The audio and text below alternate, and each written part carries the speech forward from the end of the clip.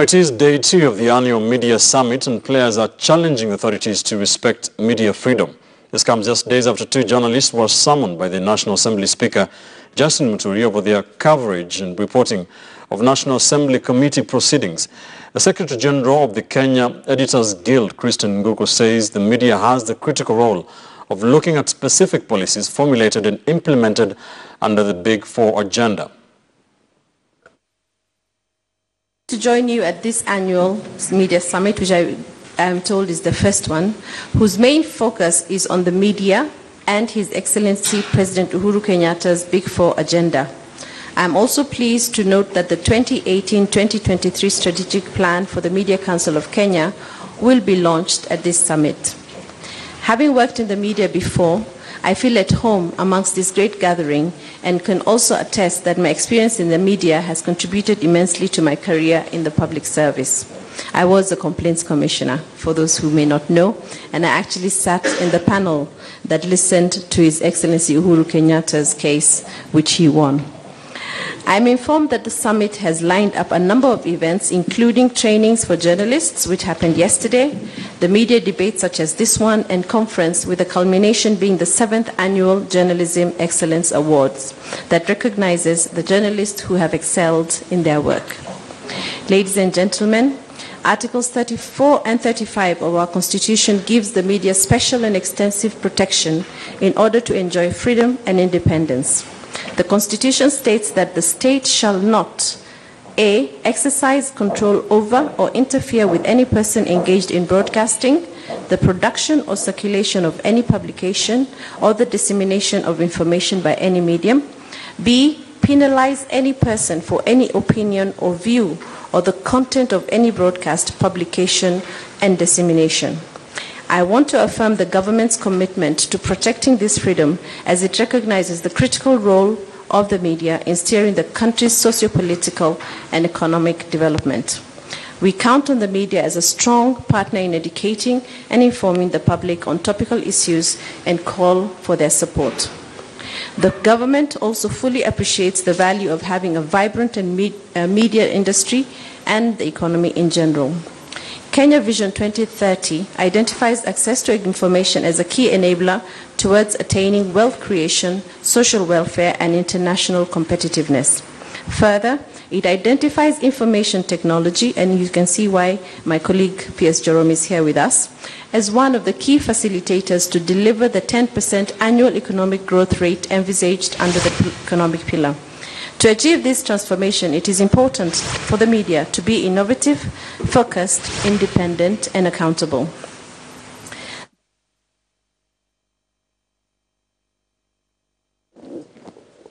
All right, let's bring in George Nyabuga, Senior Lecturer at the University of Nairobi School of Journalism, joining us live from our City Center studio to just shed some more light on some of these issues and concerns being raised by the Editors Guild. Thank you, sir, for joining us on the show.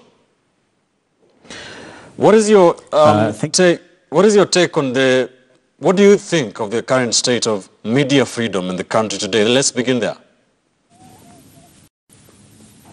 I think when we look at the state of the media freedom in this country, we realize that we've obviously made significant gains in terms of the levels of independence and the promotion of professionalism and credibility within the media.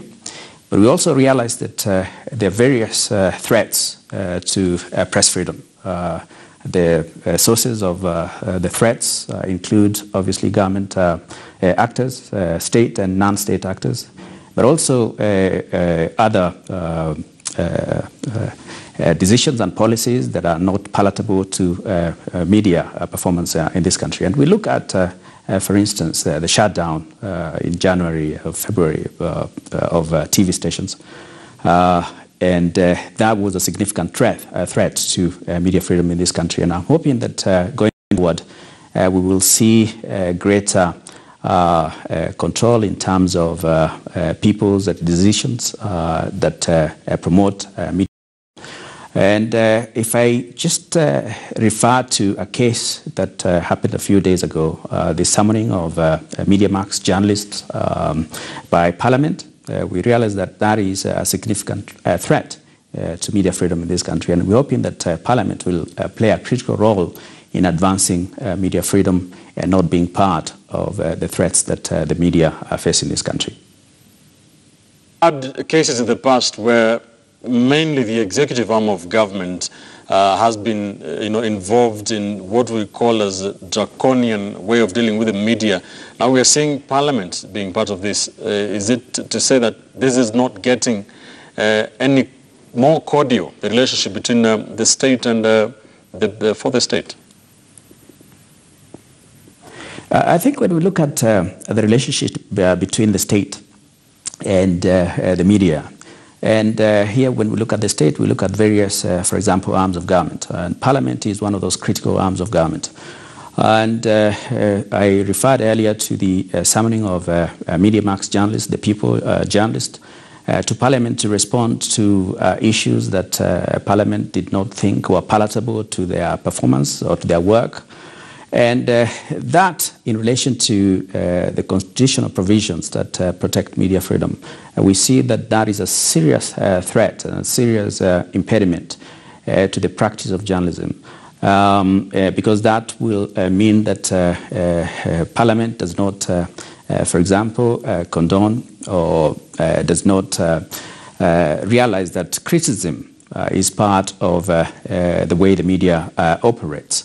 Because to play a critical watchdog role, the media must be able to not only investigate issues, but also criticize the way things are done by various institutions and actors.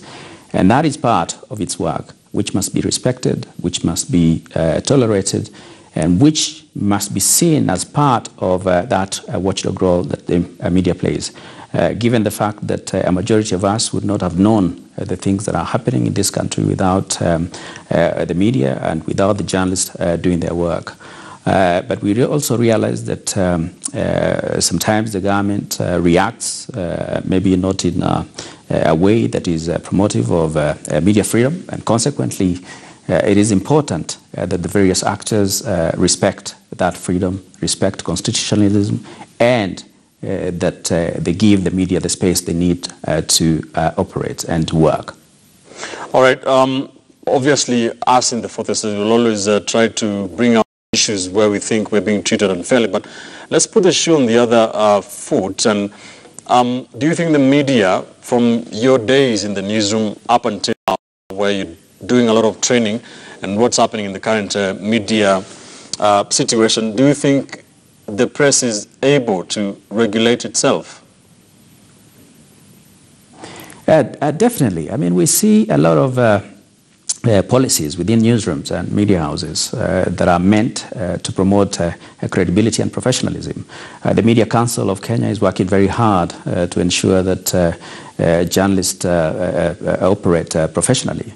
And consequently then, we realize that the media is capable of regulating itself without state interference, whether by applying informal or formal pressures.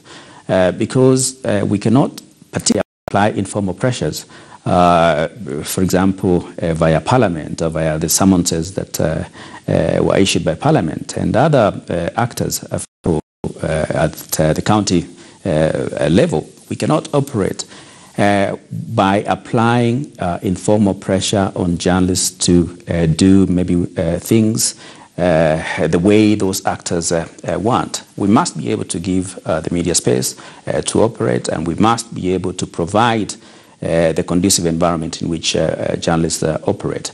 And media houses, the Media Council of Kenya, the various professional associations like Kenya Editors Guild, Kenya Union of Journalists, all of them are operating to ensure that journalists are professional, journalists adhere to the values that underpin the practice of journalism. And consequently, I think the media is capable of regulating itself. What is the best way, very quickly, from where you sit, what is the best way to strike that balance, between the two very important protagonists, the state and the media? What is the best way to do this, to make sure that the media is keeping power accountable, and for those in power to make sure that they give media the space, while of course they have to make sure that their interests are taken care of. Where is that balance struck? I think it's important to respect the different roles different actors and sectors play in the we realize that, of course, government and the people that occupy various positions in government have a role to play. And we realize that the media have a role to scrutinize power, have a role to investigate issues, of a role to unearth, for example, some of the malpractices within government and state agencies. And consequently, I think it is important that those roles are respected. And it is by understanding that the media occupies a very important position or place in society, and that to be able to play that role, particularly the watchdog role and the provision of a platform through which people discuss issues, aggregate opinion, through which opinion formation is achieved. Once the government understands that, and once the media then plays a critical role by reporting responsibly, adhering to professional ethics, for example, issues of objectivity, issues of balance, and issues of impartiality. Once we understand that those are critical values that underpin the media, then the state ought to respect the place of the media, ought to respect the roles of the media. And the media ought to report responsibly, so that we promote accountability, we promote transparency, and we promote responsibility in government. And both sides promote responsibility, have a role to promote accountability, and have a role to promote openness in society. And this means that both sides have to respect each other, and both sides have to understand that they have roles to play in society. And before I let you go, very quickly, the theme for this annual media summit is the media and the Big Four. What would be your advice on how the fourth estate should cover issues concerning or to do with the Big Four agenda by the government, to make sure they put the government on its toes and tell Kenyans what is happening? First, as I said earlier, the media have a critical role to play, and this includes providing information, and truthful information and accurate information, so that people understand what the Big Four are and how much, for example, resources are committed to the provision and achievement of Big Four. For example, when we look at affordable healthcare and affordable housing and manufacturing and the other issue, food security, the media provides the information that informs the decisions of government. And government is also a key source of information on issues relating to the achievement of those Big Four. And without the media, it is almost impossible for all of us to know what the government is doing, know what the other sectors of the economy are doing to the achievement of the Four. And what I see as the role of the media is to provide that information, ensure that there is accountability in the way things are done, to ensure that the funds that are allocated to the achievement of the Big Four are actually utilized in a manner that is open, to ensure that the resources are utilized properly. As we know, in Kenya, there's a lot of corruption. And if I believe the figures that are offered by the government, that we're going to spend 400 billion shillings in the achievement of the Big Four, that it's imperative upon the media to ensure that that money is actually spent properly and for the purposes for which they were allocated.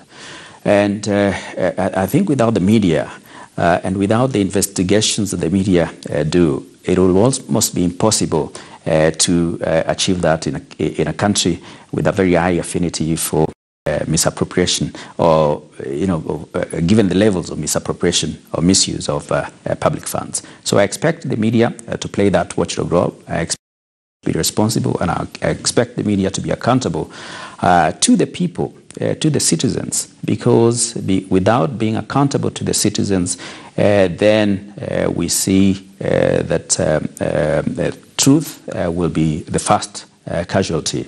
And this will also ensure that the media is not held captive but by some of the people that may want to misuse those funds, or may want to see maybe the failure of the government in other